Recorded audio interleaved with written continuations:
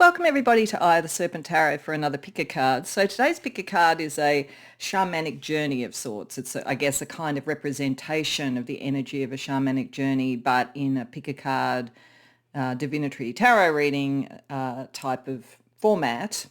And today we're going to be looking at a journey to the lower world. Now, I learned quite a bit about shamanic journeying from Rena at Gold Key Guidance, and she has Gold Key Guidance Tarot, and she also has Gold Key Guidance Shamanism. So I always recommend those channels if you want to go and learn a bit more about shamanism. And one of the things that Rena taught me is that there are three worlds within the shamanic realms. One is the lower world, which is where we're going to look at today, which is kind of where you go down into your soul, where you find your power animal, other things like that. So it's a very safe place for you to explore the depths of you. And so we're going to try and replicate that a bit in what the messages are for you in this. There's the middle world, which is kind of this world, and it's a bit of a trickster energy. So it's the kind of almost the interplay, I guess, between the liminal and here and what's real and what isn't real. And then there's the upper world, which is kind of like the celestial realms, that kind of thing. I am going to do a follow-up reading to this, which is a journey to the celestial realms, to the upper world. So keep an eye out for that. The thing that inspired me to do any of these readings was getting this new deck because to me it just felt so incredibly shamanic, and it felt so like the energy that I felt when I did Journeys to the Lower World. So I just thought a perfect way to explore this deck and explore that sort of energy. It's a really beautiful deck called the Cosmic Seeker Tarot. It was on Kickstarter. I missed it somehow when it was on Kickstarter, but I was able to get within its pre-order stage as the Kickstarter decks were going out a copy via Etsy. So the link is in the description box below. What you do need to know though is that I've spoken to the creator. It's possible they'll only be the first print run. She does have, at the time of filming, about 100 decks left, so they are available, but there's no guarantee there'll be a second run of them. So if you are interested in the deck, I'd say get in quick. But, you know, who knows? She may decide to do a second print run. It's a gorgeous deck. It is so beautiful. And I just wanted to mention that because I do know that quite a few people come to to my readings who are readers and are deck collectors. And I think this might be one, if you haven't seen it before, that you might be interested in. So I'm going to try and publish this reading pretty soon after I film it so that it gives the maximum amount of chance that if someone's interested, they can go and get their own copy. The creator is Nadine Sophie Weiblinger. I hope I'm pronouncing that correctly, but as I say, just gorgeous. It's all her own art. It's just beautiful. And as I say, it made me think a lot of shamanism. There's a lot of animal representations and things like that within it, which fits with the energy of the lower world. So that's the inspiration. I actually do have another deck that I backed on Kickstarter, which is sort of the inspiration for the upper world because it aligns with, oops, I just dropped something. I'll just pause for a second. Sorry, I'm getting old and sometimes when I'm looking at small print, as I was in the box for the tarot, I need my glasses. I was just taking them off and I dropped them. But as I say, there's another deck that I will be using for the upper world that aligns with my kind of sense or feeling or connection to the upper world via the Tree of Life. So that will probably follow fairly soon after this one, you know, maybe a few readings after this one. You'll have the opportunity to see that if you're interested. Let me know in the comments if you'd like a middle world one. I certainly can do that, but I at this point I'm only planning the lower world and the upper world. But if you would be interested in that, I can certainly think about doing that as well. Anyway, that's fairly long-winded introduction, sorry. But basically what we're going to do today is, as I say, we're almost going to replicate a visit to the lower world and see the energy, see what revelations and visions are available to you there. And so we'll be asking things like what learnings you can get in the lower world. There's a process in the lower world where your spirit team can help you do this thing, which is called hollowing out, but it's basically kind of clearing everything out of you. And it happens in various, quite dramatic sometimes, ways in shamanic journeys. So we'll ask about that, like what's been cleared out in you and healed in you. And we'll also ask what is surprising. So we're going to look at those sort of things with the tarot. And then like kind of look at the connections and the supports that you have as well in this journey. So hopefully that will be interesting and enlightening, very spiritual. This isn't particular. I mean, there might be some things that connect to your 3D world and your day-to-day life on some level, but this is mainly a spiritual journey. So to help with the choice, I shuffled and asked Spirit that the first 3 major arcana cards that I dealt out would be pile 1, 2 and 3 respectively. So for pile number 1, we have the World, which in this deck is called the Tribe. For pile number 2, we have the Empress, which is called the Nurturer. And for pile number 3, we have the Hanged Man, which is called the Wounded. So one of those energies may call to you. Don't be frightened of the concept of wounding in a shamanic journey. As I say, that's often a thing that clears and frees energy. You can, of course, go to more than one reading if you like. Maybe there's a couple of shamanic journey energies that are worth connecting to in this way. So that's completely up to you. When you know what reading or readings you want to go to, the timestamps are in the description box below, and I'll see you there. Welcome pile 1 to your reading. So you came to the reading with the World or the Tribe. Over here we have a card that's going to close out the reading from Alana Fairchild's Medicine Heart deck. But these are our entry point in. So the World itself is often a card of completion. So I suspect that this journey is going to be something completing so that something new can begin. So it's very interesting when I look at some of the other energies using the path of the illuminated soul, which I chose because it is about the soul and that's what we explore in the lower world. We firstly have divine timing, the timekeeper. It says a passage of time, an expectant wait, tick-tock, tick-tock. And then we have dreamscapes, the wishing stones, for your dreams are as landscapes of your desires. I find that fascinating, that the way that the tribe or the world is portrayed here looks almost like a group around something like Stonehenge, like the sense of stones and the material world and things that maybe help portend time and divine timing and so forth. Certainly, from what I've read about, there are some beliefs that some of these sort of like stone edifices that you find that seem to be connected to ancient tribes do connect to things like the rising and the setting of the sun and astrological energies and so forth. So I definitely think there's something for this group that is about divine timing, that is about connecting into the right time to end something and begin something that's very sacred. And I think because it's being portrayed as a tribe, I feel like in this journey, you do find some of your tribe. Now, that could be your spirit animal team, but it could also be other souls, other sort of energies that are portrayed down there. Certainly when I have done shamanic journeys, sometimes I've seen other people and tribes and so forth. It tends to be very prehistoric in the lower world. So I think this is connecting you to an ancient lineage. And I think it's saying there's something about timing now. And I just find it really fascinating, I think it's to say, because this is even portrayed as a kind of like the old sort of hour clocks, with the sort of metal or stone that predicted timing.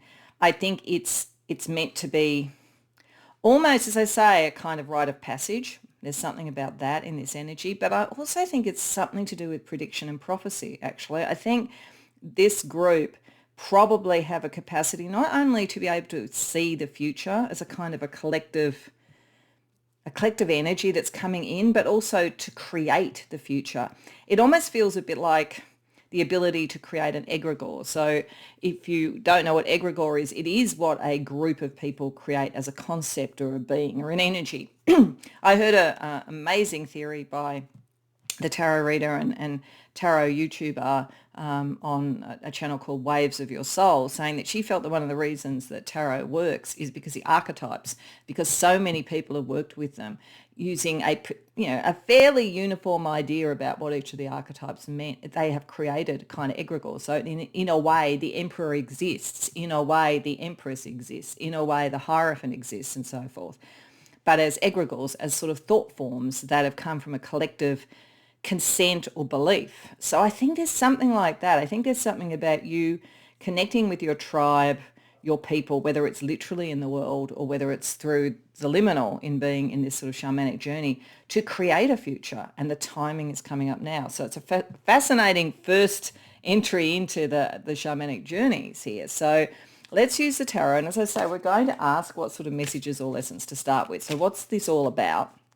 Then we're going to ask how you need to be hollowed out or cleared or healed to be able to use these messages. And then we're going to see if there's anything else unexpected in the journey. So a little bit more about it. We have the Knight of Wands reversed, called the Guardian of Fire. The Six of Water, or Six of Cups. Judgment reversed. Like this is about a calling that has not come yet, but is coming. Five of Earth, or Five of Pentacles. Nine of Fire. Okay.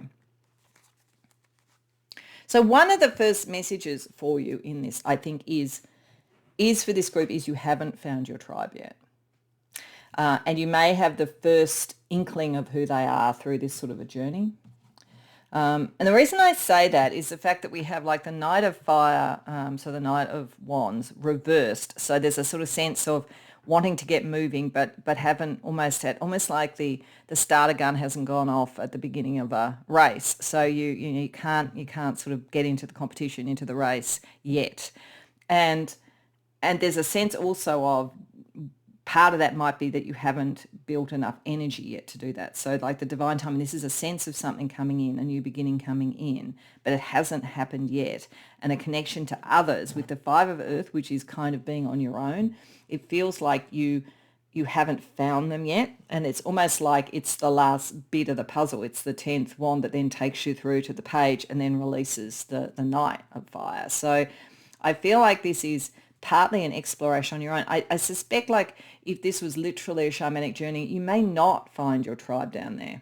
At this point, this particular journey might be you understanding that is a missing piece.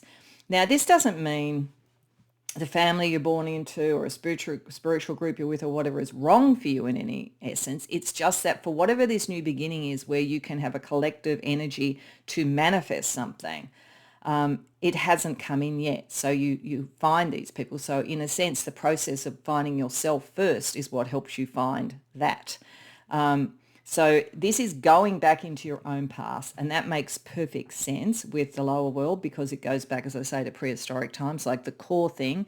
And it has something to do that goes all the way back to childhood for you as well, childhood dreams, childhood senses of self. And it's meant here to create the call. But the call, I don't think the call comes as such in the journey, and I don't think it's come yet. This is almost like a trigger point to create the energy to do that. So if you are kind of communing in with the energy that is reading, you don't even necessarily need to do the journey. But if you are feeling like, yeah, I have a sense of something new coming in, and I also have a sense of closing out stuff, and that the key around this, when you find the call, is when you find your people and you get the energy that fuels you. The others, you each feel each other. It's like a Gestalt effect, the concept that the whole is greater than the sum of the parts. I remember reading a science fiction novel, I think it was by an author called Theodore Sturgeon, but forgive me, author, whoever you are, if in fact I've got the wrong name, because this was many years ago, but it was called More Than Human. And it was really interesting because it was these, I think it was about five psychics, 4 or 5, I can't remember again, who had all these different sort of powers, but they couldn't activate them till they were together.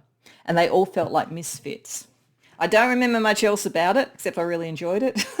But I get a similar, I'm being reminded of it. There's something like that, I think. And this could be literally, because we have 5 figures here, that there are 4 other people. But it doesn't have to be as specific as that. There might be one other person that's necessary. It's like, it's whatever is right for your soul tribe for this creation. What I also find fascinating here is that the Guardian of Fire is portrayed a bit like a phoenix. So the phoenix has not gone through, and this I think is going to connect to the hollowing out energy, because the hollowing out energy in shamans reminds me of the Negredo and alchemy. I'm not saying that shamans would necessarily say it was an exact fit, or alchemists would, but in alchemy, in the transformative process, you reach a point where everything is dissolved so that the new can begin. In shamanism, you're kind of, as I say, hollowed out, cleared out, like it's a similar sort of thing of confronting and then and then dissolving that or tearing away or whatever it is, that which is not working, to then bring in what does. So I sort of feel like there's a similar thing there. There's a kind of sense of alchemy, but alchemy not yet started.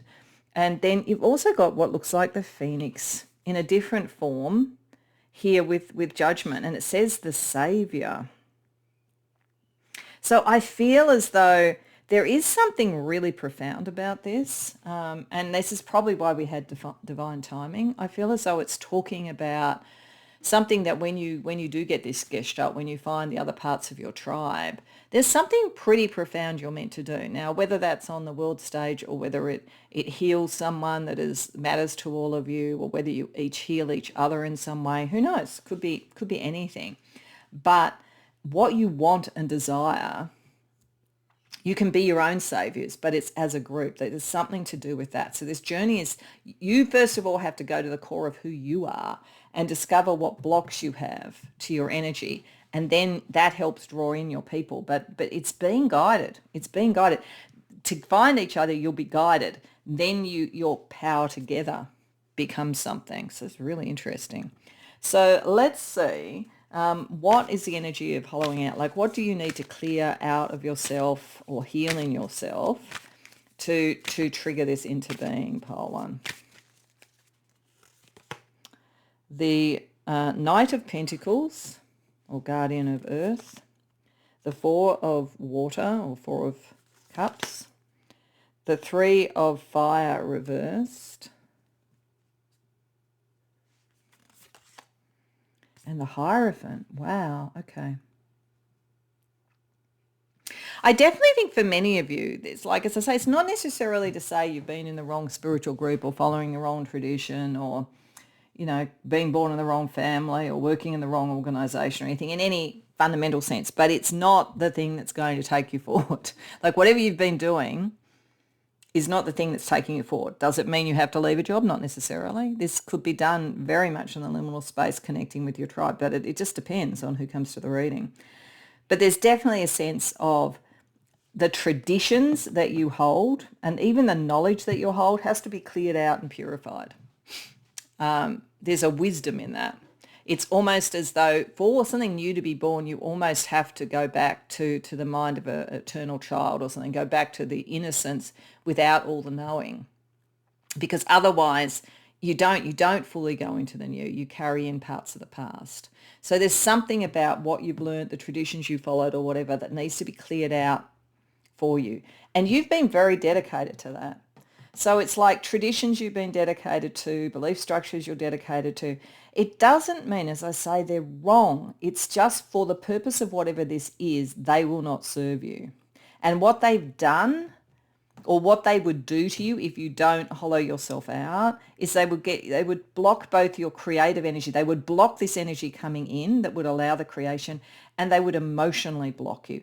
And they hold you in, it's almost as though they hold you in a karmic cycle. Like, what is interesting about this is it feels as though you could find your group and the divine timing is some sort of ascension process. Because what I find fascinating, and I was doing a reading with this deck earlier today for somebody, and like what really stood out to me is the skull in this picture of the Four of Cups, almost to the point that it looks like a fifth cup. And I was commenting that there was a there was a term that was used sort of in classical literature, but also in classical art. It goes something like "et in Arcadia ego." I think I've mentioned it before. It means even in paradise I am there, and it is about the skull. It is about mortality. So there is something here about breaking through the bounds of mortality and our concept of mortality to be there. And that goes back to my sense of the book, More Than Human. Now, it doesn't mean you're all going to suddenly become gods, okay? I'm not trying to create spiritual narcissism here. What I do think is that there is breaking through. It may even have been traditions and things that you have followed over many lifetimes, but you have to move past those. This is meant to it's meant to wipe the slate clean, because at the moment it's blocking it. So the belief structures you have are blocking it. So one of the things that could be helpful to do for you is to it's almost is the let go and let God with the divine timing, instead of feeling like, oh, well, I know every day I put, a card on an altar and I do this ritual or whatever. Like, let go of all of that and go back almost, if you can, to the mind of a child with the wonder of the concept that the world could be anything. The world could be anything. And the wonder of getting up in the morning and just sort of seeing the sunrise and all the beauty of it, and getting back to that kind of concept, because it's almost like clear all of that, clear the decks, and that allows the energy to come in. So what could be surprising for you in this journey?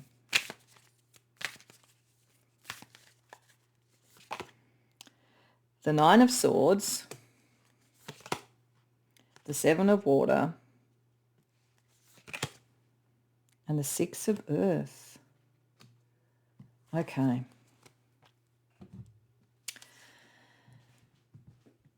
You may find it frightening to go towards the new, or even to find your tribe. The process of that. I feel like the people who come to this reading, the reason that you're ready to culminate one thing and go into the new with the world and find your people is because you are very advanced in something, advanced spiritually, and whatever it is that you do. And there is a comfort in that. It's kind of hard to let that go. So the concept of, like, if you were in the lower world and your power animal or your spirit team down there kind of like just ripped out everything that you believed and left you sort of like without all of that, you may feel like, who am I now? That's scary. Like, that's worrying. But it's something you shouldn't worry about, because it's only when we are, and I love the way that this is portrayed with the Seven of Water, it's only when we are out in the seas of chaos where the new occurs, where we can get order out of chaos eventually. Like the concept of the chaos, the emotion, the vastness of everything, rather than what we've kind of constructed around it, that we can find a true light. So I feel like it's like only fear and chaos within this thing, like of letting go of everything that you've believed before and starting fresh, will bring you the lighthouse. And then the new teacher will come, or the new connection will come. Then the manifestation will come. Then the wish can come true. Then the universe bends towards what is true to you rather than the construct that you have. So this is like very profound. And I think it will bring the other people.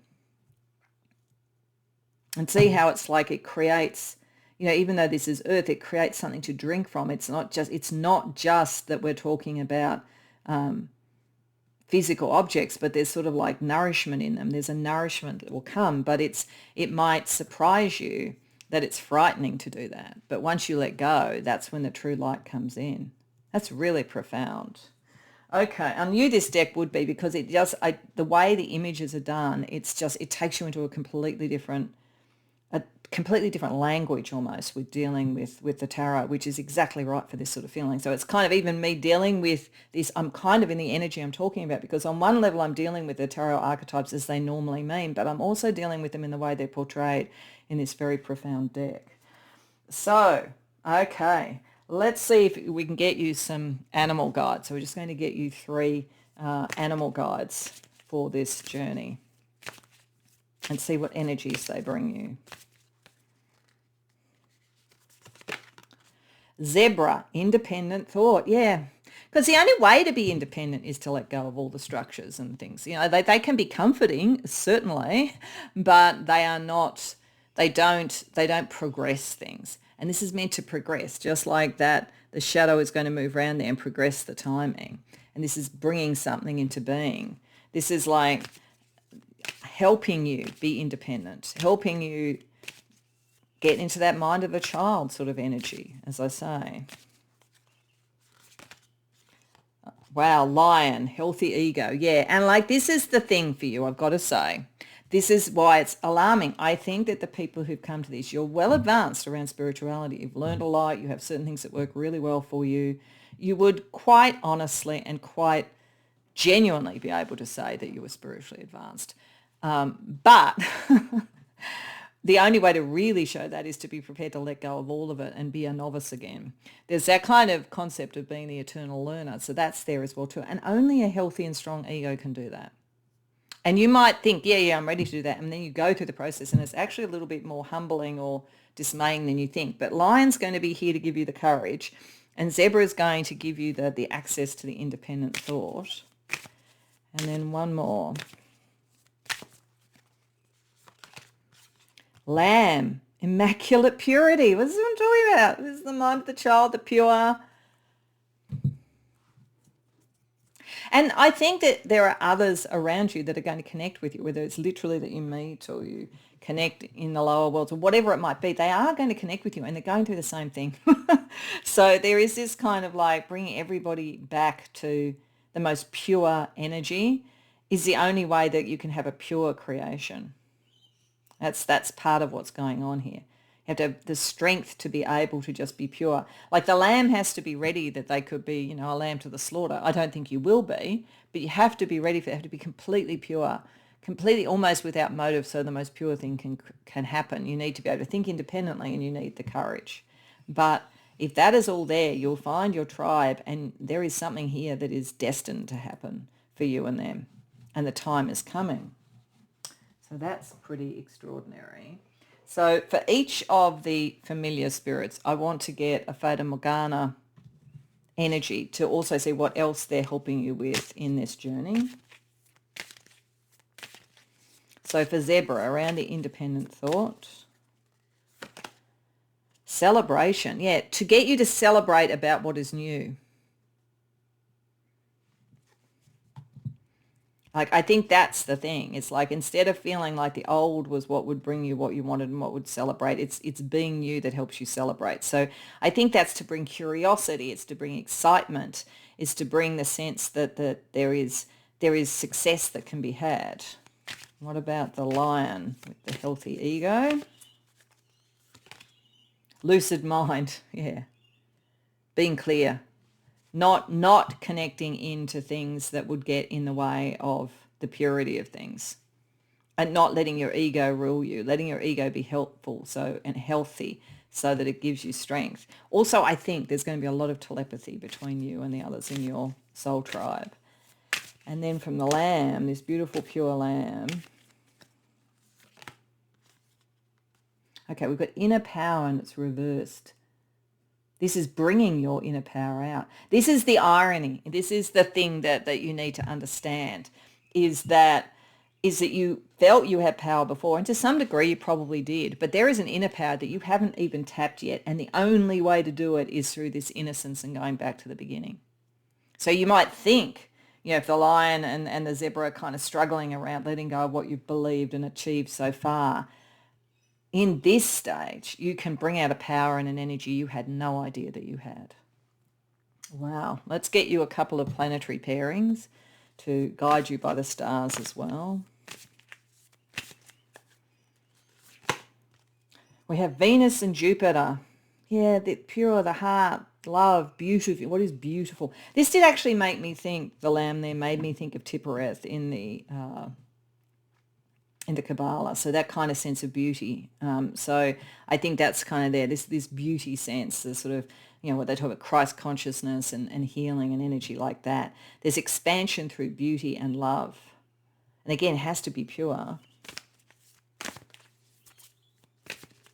And then you have the moon and Mars. Because this is, the beauty of what comes through with the purity is the thing that allows it to expand and grow. You finding your tribe and you and your tribe creating something new, something that is beautiful, something that is expansive. Once that happens, Mars, it allows the emotion to be able to move forward in a positive, creative way. And even the colouring of that with the reds, when we went back to what is kind of blocked until this is done is that wands energy, this phoenix. The phoenix can rise when the emotion has been purified. That's the energy that we're talking about.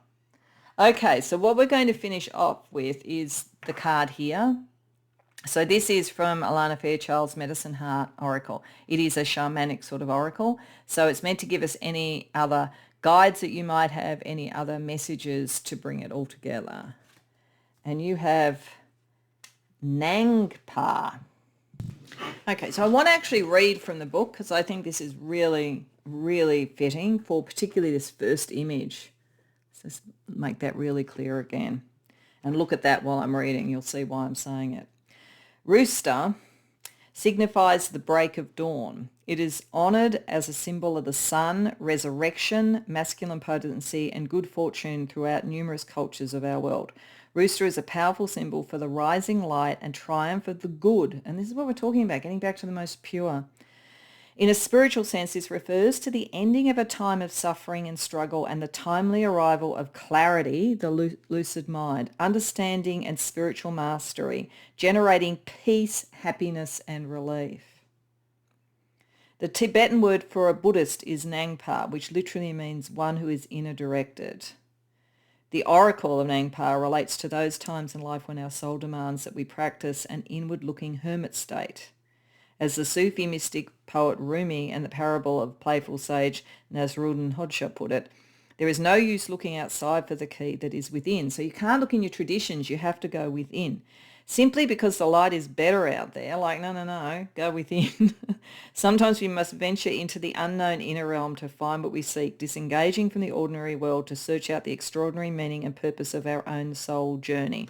So it's pretty clear. This is basically saying that's why you have to go within to the purity. You have to let go of all the preconceptions, all the learnings, all of that kind of thing. Because once you do that, that's when the power comes in. And I think there is an additional thing here about finding your tribe as a result of that. So this has something to do with letting go of connections that maybe are not suiting you or fulfilling you. But it is to find this quite extraordinary inner power that you have, but you haven't even begun to tap yet. So I hope that journey is enlightening for you. I hope you enjoyed it. If so, please like the video and subscribe. If you care to share in the comments, I'd love to hear. Otherwise, I hope to see you in future readings. Welcome, Pile 2, to your reading. So you came to the Empress, or the Nurturer. And what we have here is we have 2 cards from the Path of the Illuminated Soul Oracle that are meant to give me a bit of an idea about part of what this journey is and the connection to the Empress. We also have a card over here which we'll close out the reading with, which is from Alana Fairchild's Medicine Heart Oracle, which is a shamanic oracle, but we'll look at that later. I didn't know what these were. I don't know what that is, so we'll see as we go along. But what really strikes me about this with the nurturer energy, and that's obviously a very key part of the Empress archetype for the creator of this deck. I feel like with that, and then seeing this particular depiction of sanctuary with what looks like a female energy as well, I think there's something very strongly here about either a very strong female guide, goddess, ancestor, whatever it may be. There's a feminine energy here. You don't have to be female. You don't have to identify with being female, but there's something about the divine feminine archetype that is part of this journey and part of what you're going to discover. But it feels as, I'm going to say this, it'll sound really strange when I say it. It feels as though your soul has a duty to protect something, nurture and protect something very precious. Now, that could be something that it has manifested in this life and you know what it is, like a child or a project or a creative child or whatever it might be, or a spiritual thing. It almost feels like the Holy Grail, do you know what I mean? It feels like something like that, like something precious. Whether or not it's literally manifest yet in this life, or whether it's something that you keep within your soul and protect it that way, I feel as though there's this nurturing, protective energy here with the sanctuary, the shrine.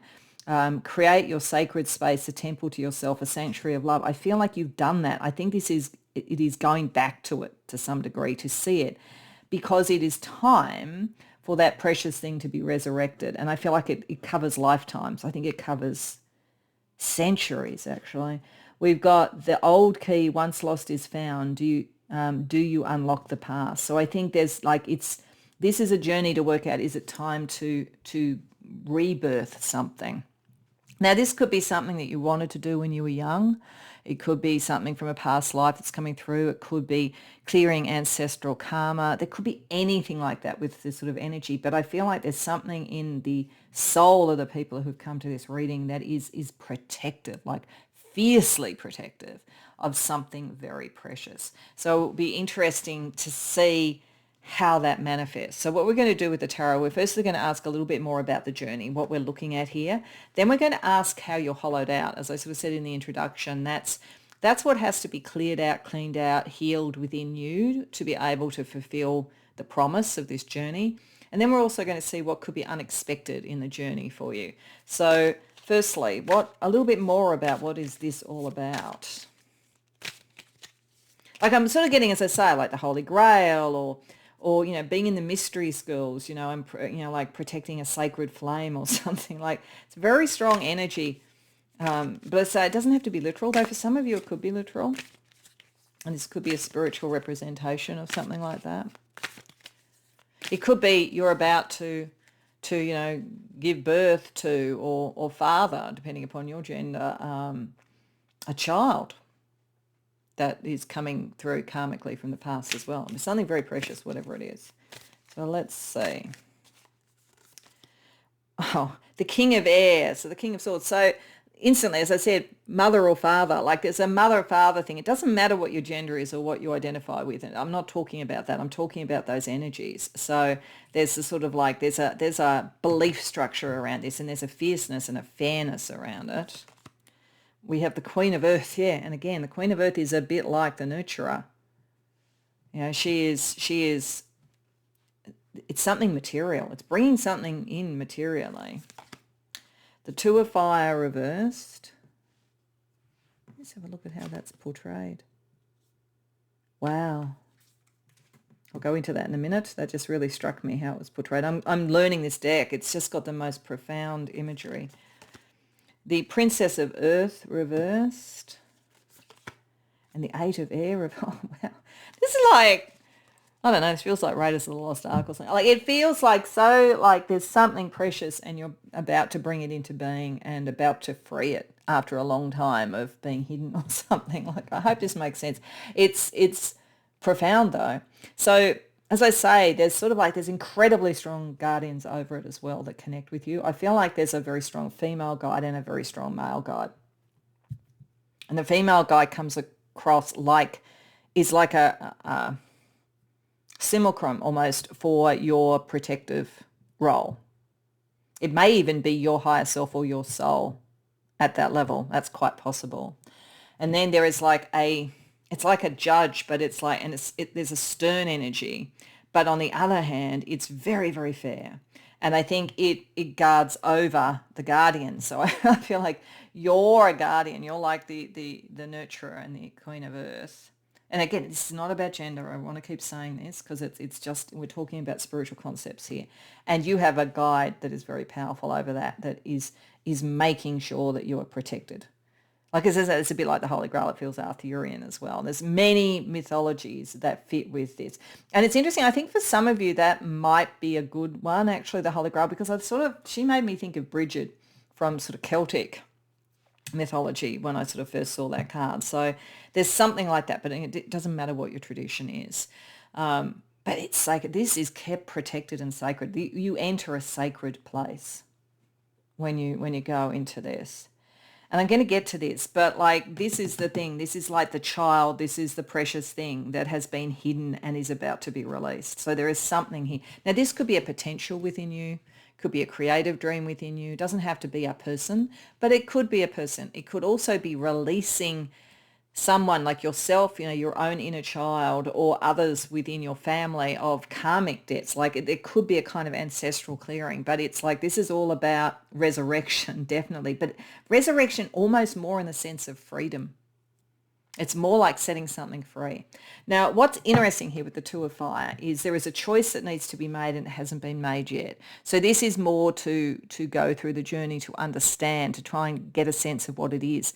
And this is cross lifetimes because if you look at this, we have the bird and we also have the skull of the bird. And I was actually saying in another of the readings that there is a particular thing, I think it's the Four of Cups, that has a skull in it as well. And I was talking about the concept of the skull that artists used to put into paintings because what it was to remind us that even in paradise, I am there in et Arcadia, ego. Even in paradise, I am there. That mortality is always there. The cycles of life are always there. And we've got resurrection.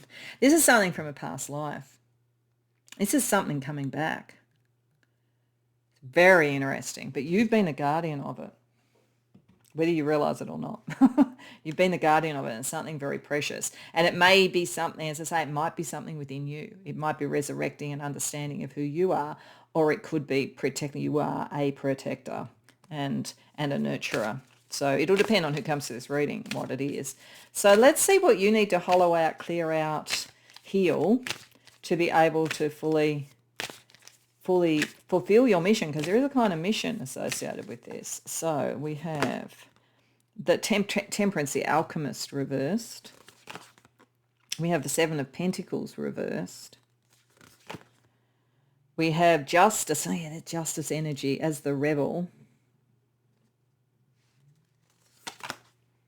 And we have the Nine of Earth. Okay. So I think the main thing that needs to be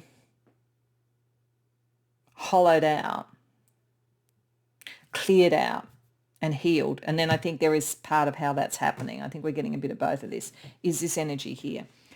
This has been, it's like something, for the people who've come to this reading, this is something that you've sensed within yourself or within your path for a very long time. And you're not wrong. You've come in with it karmically. But you have to clear out all the earlier attempts, because the time wasn't right. It wasn't ready. You weren't ready, whatever it might be. There was sort of like and it was out of balance. It may even have been that you had to get to a particular point where, if it's not a thing within you that you're birthing, it's actually protecting someone else. It's spiritually, you've got to that point where you've let go of worrying about a lifetime that is about you, and you've made it about someone else. Because I think sometimes we do have lives like that. We have lives where the progress is not about us. It's about people that we're meant to meet and people we're meant to help or whatever. And that is a kind of ego death in a way to do that. So you have to kind of go through that. You have to hollow out the kind of points where the balance wasn't there and where something couldn't have grown if you tried to do it. So if this was, for instance, a child that you're meant to have, that kind of like connects you with a partner, again, take gender out of it, but it connects you with the partner, then you had to have the right partner and you had to have the right circumstances. Because if it had tried to come in then, it wouldn't have been able to be what it's meant to be any more than you could be what you're meant to be.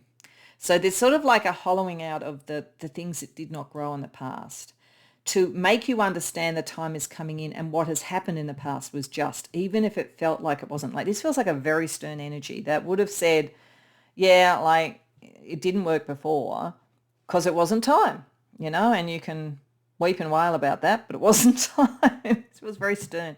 So I feel like this is sort of like, this energy is doing this. This energy is bringing you into balance and showing you that there is a justice. There is something that is beyond you in this, and that is not to put you down. You are crucial in this. And like, whatever you're birthing is crucial as well too, and you're not lesser or greater than that. It's like we're all the same really, but it's the idea, it's the cause, it's the revolution energy, the rebel, whatever it is that's meant to come in, and we have to check our ego at the door to be able to do that. And we have to then work out what is our role, our material role, and stand in that truth. And it's really interesting because this is a centaur that is being portrayed as the Nine of Earth. And the Nine of Earth is becoming the self-actualized person, the independent person. But it also, the centaur makes me think of Chiron and the wounded healer. So healing your own sense of injustice for things that haven't worked before, so that you don't doubt yourself or doubt the destiny of this. The timing had to be right.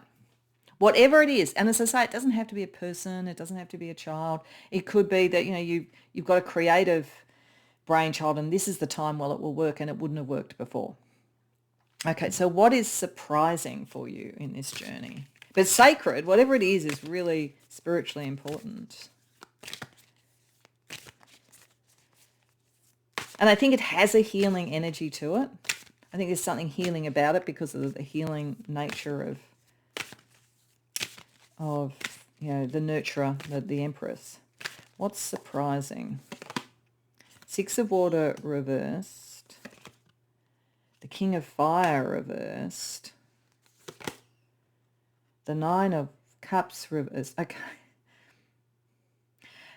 What this is, like, whatever it is, it's something that you've sensed all your life. You had to sort of bring into being, you had to resurrect, had to, whatever it is, create, birth, whatever it is. But the attempts before could not have given you, like, what you think it is not what you think it is. Or what you thought it is not what you thought it is. Because, like, we've got the Nine of Water reverse, like the wish is not what you think it is. King of Fire reverse, the energy of creation is spent on anything from the past. Like, this is something, it is from the past that you're resurrecting it, and it is from the past that you've protected it.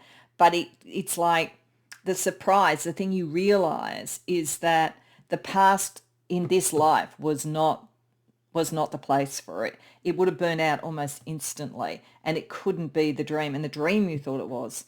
So, for some of you, this could be that you're meant to find your great love, and you haven't been able to find that, and you've started to think, what is there? And this actually will bring this in, but it'll be very different to what you thought. So part of this process and part of this journey is to realize you are different to what you thought you were. And it's sacred. This is like, taking on a mission that you had no idea you had. And the things that you thought were your wish before are not what you will wish for now. So that's pretty full on. So let's get a little bit more information. Let's get you some familiar spirits, so some spirit animals, and see what they bring to you in this journey. So I feel like almost saying, if you think you know what this is, then it's not. Like, I feel like it would be really good for you to do a shamanic journey or, a meditation or whatever, to try and get to the truth of what this is. It will become very clear when you see it, because you will remember it. But it's not. You got to look in a different place. And maybe you have to go and create a shrine to be even able to find it. Okay, so the first animal is the bat meeting with the shadow. I feel like this is this energy in a way. And it's not bad. But it's like meeting with all the things that we have hidden, and and I think what it is whatever is hidden is what you're protecting. You've hidden it to protect it. It's a bit like the ring in Lord of the Rings, hiding the ring. Like, there's not to say it's like the ring, like it's not sort of something that destructive, but they're in going into this realm and being prepared to look at what is completely different to what you thought you desired. You get there, you see it. And that gives you the sort of night vision for it. Then we have giraffe, broaden the horizons. Yeah. Think differently, think bigger. And B, extract the honey of life. This is going to bring you joy, and it is going to bring you the right connections, but it's bigger than just you. I mean, like, bees all work for the collective. So it's sort of like one has to, but this is what you have to do when you go in the lower world anyway, is check your ego at the door. It's very important to do that. So let's just see from the Fata Morgana what the different energies are that these three spirit guides, these spirit animals are bringing you. So the bat, helping you see the shadow and see in the dark. Shade Haven reversed.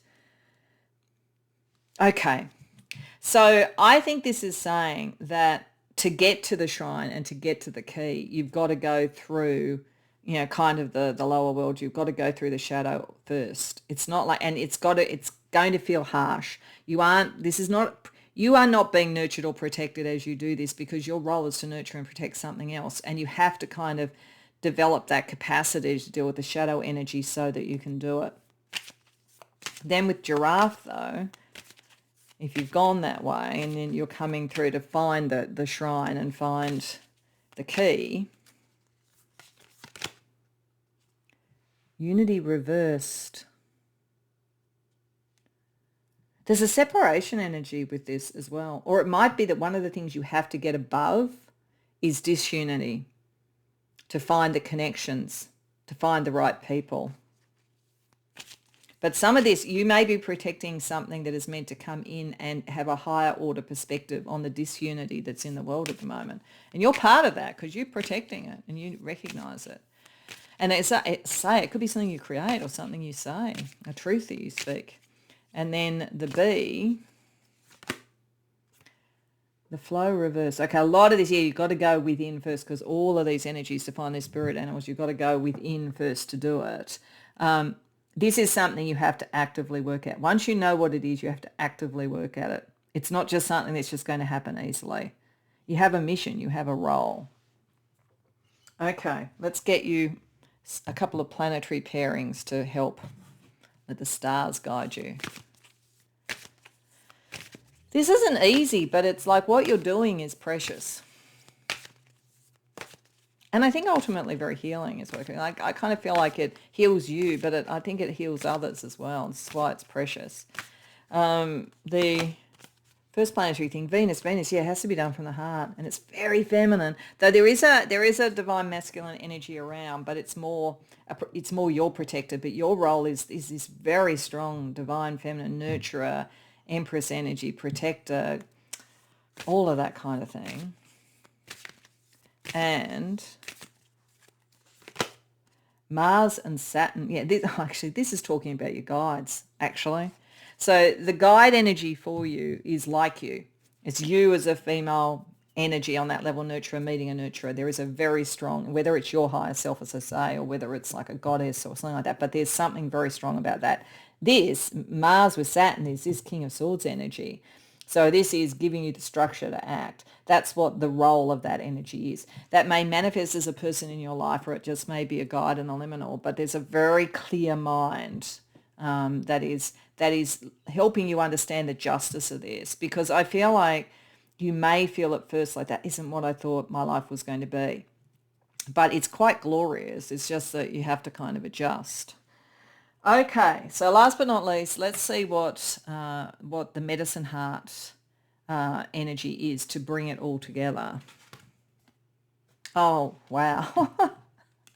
Mater Materia Medica. Now, I am going to look at the book because I'm not as familiar with all of these cards, but just seeing the name, like you've got Mater, mother, materia, something of material worth, medica, health. Like there's something like it's topping and tailing the energy really strongly. So looking at what the book has to say.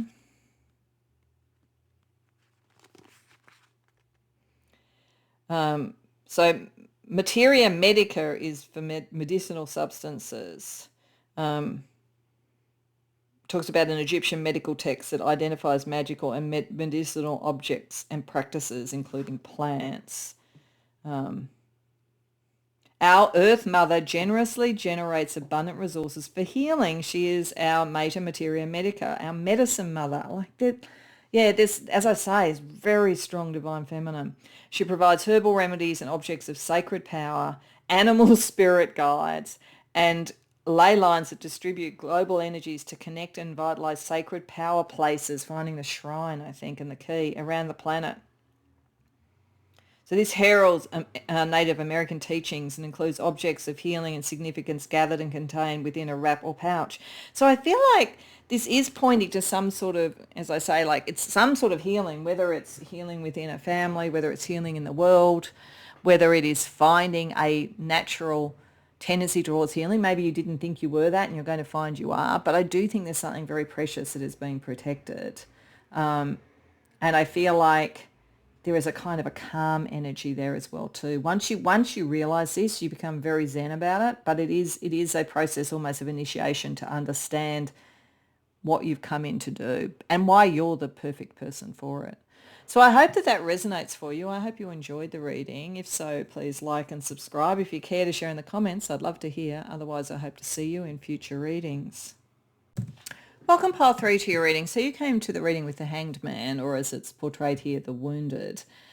This is 2 cards from the Path of the Illuminated Soul deck, which will help me get a sense of kind of what we're talking about here in the journey.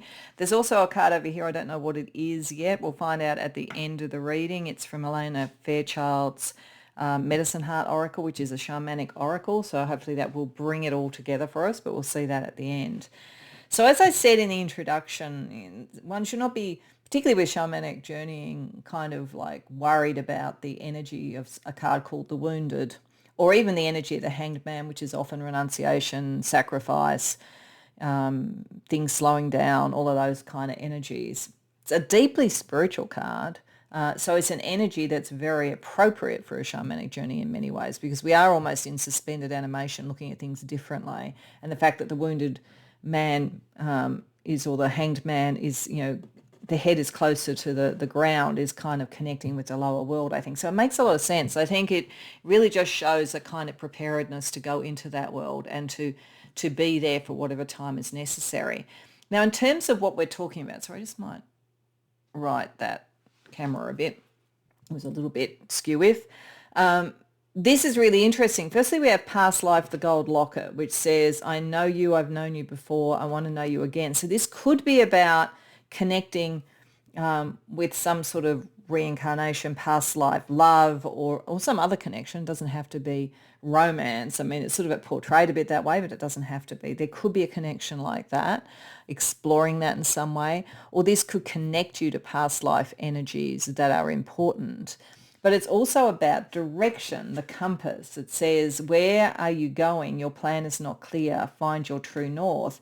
So I think there's a kind of a combination energy here of going back into your past, whether it's the past and what you've done in this life, or whether it's a sense of past lives, and you maybe can access them through shamanic journeying, through meditation, through that kind of thing, to allow you to have a different perspective to see what your direction is clearer. So I feel like this is almost a shamanic journey that someone would do when they have a sense of something tugging at them from the past, but they don't know what that means about their next steps. So it's like, what you might be getting dreams about something in past life. You might have felt you just met someone you think you've known before. It could be any of those things. And it's like you've kind of like stopped in your tracks, and this allows you to recalibrate where you're moving to. So that's what this kind of messaging is about. What is your direction now, given where you've come from? And like having a completely different way of looking at it. So with tarot, what we're going to do, we're going to ask a little bit more just about the kind of lessons or messages that are in this journey. Then we're going to have a look at what hollows you out, what clears out and heals the energy for you. And then we're going to see what you might find unexpected or surprising in it. So firstly, a little bit more about the actual journey and its messages. We have the Fool reverse. Yeah, this is definitely about something coming back. This is definitely karmic. It's about as clear as you can get. The Seven of Water or Seven of Cups reversed. The Three of Cups reversed. The Four of Earth. And the Two of Air. Okay, all right. So this is all towards, I think, getting some information to make a decision about your next steps in the material world, because I think that's kind of what this is saying. This is almost the journey, and then this is what you are hoping to do with it. So when you come out of it, to have a sort of foundation to move forward and make decisions, to have enough information to make decisions. Straight off the bat, I think for many of you, this could be about having met someone who could have been a past love or is going to be that, or certainly someone that you have a strong emotional connection with, and maybe someone who circumstances did not allow that in the past to really come into being, and now there is an opportunity. So there's a real sense around this. I think for many of you, you've met someone who makes you feel that. And as I say, you might feel this person was a parent in a past life and it was a difficult relationship and you can fix it up. And it doesn't have to be a love relationship, but it could be. So there's something about exploring that.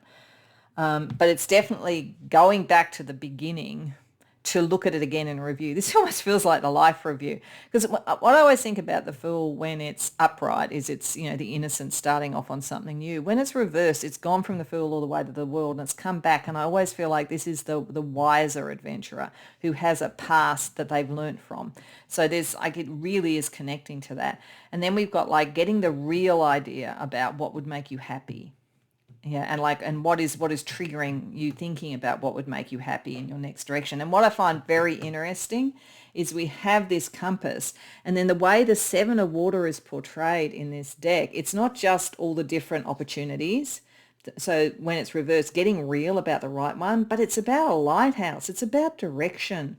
So I feel like there's something about exploring the past. I almost feel for you, shamanic journeying would be a wonderful thing to do and to explore this. But the other thing, past life regression might work for you. Yeah, that might be something that you could find there, or just thinking about the patterns of your life so far and what that's told you, because this is about finding your direction, going back to the beginning to find your direction and what you truly want so that you can then manifest something in the world. It sort of feels like understanding the journey that you've been on. There's the T.S. Eliot poem Little Gidding that talks about, we journey, I'm not going to quote this exactly, we journey, out into the world eventually, and we come back to our home place and we know it for the first time. So there's that kind of energy around it. So that poem might evoke something in you if you wanted to go and read it. But there's that kind of sense. But it's with a purpose. It's understanding where you've come from that allows you to then understand where you want to go next. And it's having that different perspective. And it's taking the time out to do that. I think it's very much saying you should do that right at the moment, because there is an opportunity to have more information to guide what you do in this world more towards what would make you happy. So what do you need to have hollow out? Like, what do you need to clear and heal to be able to access this? Princess of Fire, so the Page of Wands. The Wheel of Fortune reversed. The Knight of Swords reversed. The King of Water reversed. Yeah, there's something to heal. There's something to heal, and there's something from the past to heal, definitely, with the King of Water reversed. Always makes me think of Chiron.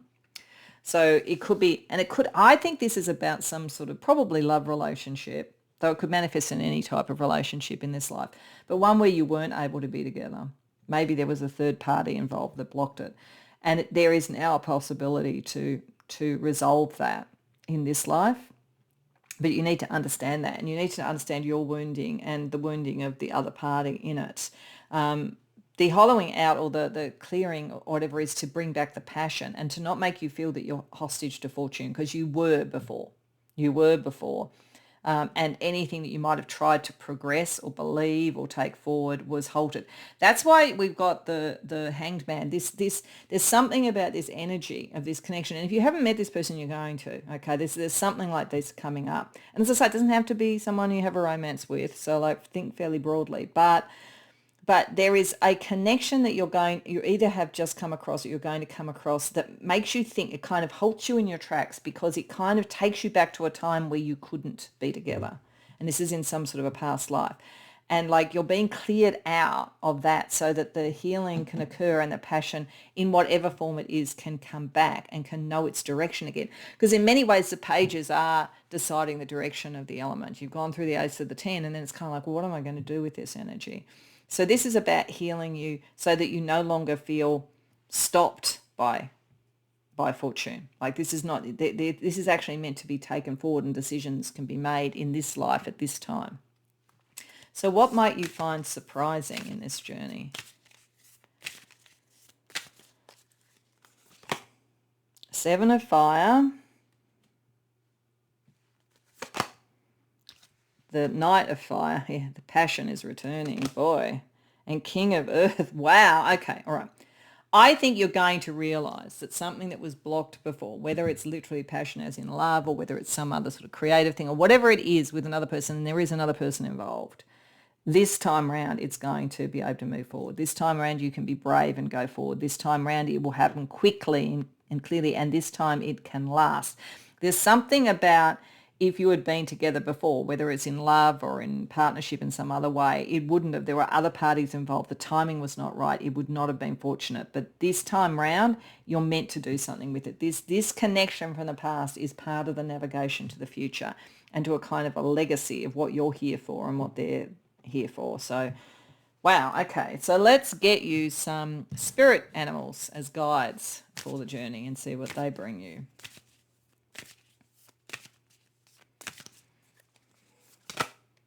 Crab, defense of the inner self. So yeah, I think something unfair, unfortunate occurred. I definitely do. And the crab is to help protect that as precious, and protect your heart, protect all of that kind of thing. So I think you do have that energy around you that will protect you as you move forward.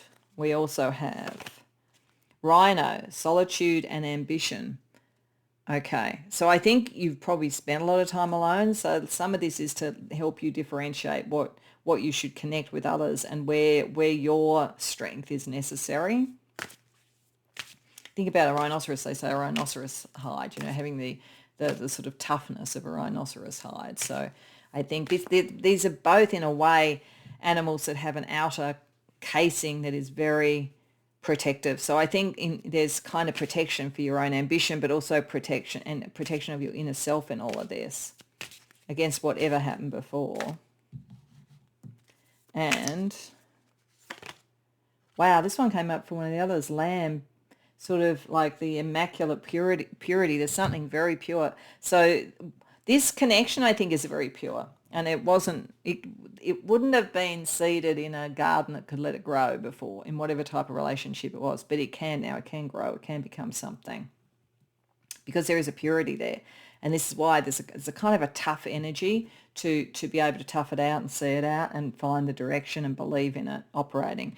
So let's use the Fata Morgana deck to just see a little bit more about what each of these spirit animals are bringing you. So in terms of protecting the inner self,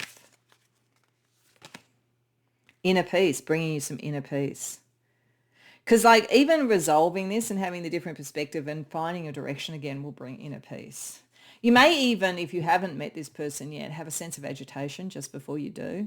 And it's almost like once you go, aha, this is the one, this can be solved now. I just have to go within and do the work. Brings you that kind of inner peace. What about the rhino? The past. Yeah, you had to be tough in the past. And the past was about, this makes a lot more point now, was about solitude and ambition and so forth. So this is like you can come to peace with a past where maybe you couldn't have this relationship because of other things, because of ambition, because of other things you were meant to do, or whatever it was. This is helping you come to terms with the past. And then the lamb, the kind of new life, the new energy, the new relationship, whatever it is. The hawk's vigil reversed. So that's interesting. I think the other thing that's actually coming up with this, when we had the Seven of Water with the lighthouse and it was reversed, I said very realistic, but it's also the direction. The lighthouse, because it was reversed, was underneath. The hawk's vigil normally would be getting above something and looking down at it.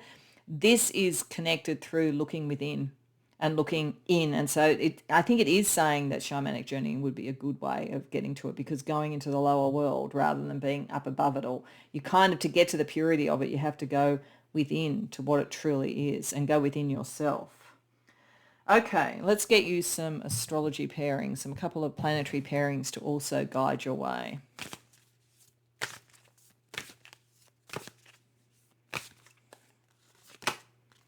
Neptune and Pluto, yeah, it's within the psychic realms that the big transformation occurs. This is big, and it had to do with power. I think power, ambition, all these things had something to do with it in the past life that blocked it before, but it doesn't have to do it this time.